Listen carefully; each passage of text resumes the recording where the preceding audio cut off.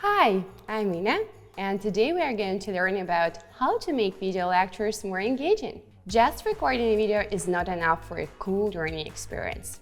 Here are a few helpful tips to make your video lectures more effective and engaging for learners. Keep your videos short. People have quite short attention spans. Research conducted by MIT showed that optimal video length should be under 6 minutes.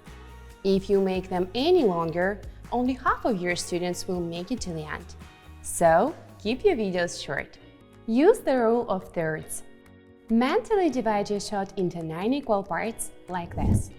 You need to align the key subject in the image according to the grid at the power points where the lines intersect. See? This way, learners will be able to read the information more easily. Add annotations. Annotations help highlight the essential information and reinforce learner knowledge. You can use them to introduce a new topic, an aspect, and to present the most important facts and stats. Combine video lectures with other learning activities. Finally, you can combine video lectures with online courses and quizzes. The variety of activities ensure high learning engagements like nothing else. And quizzes will help you assess how well learners remember a new topic. If you find this video helpful, make sure to subscribe to our YouTube channel for more e-learning insights. And you can follow us on Instagram.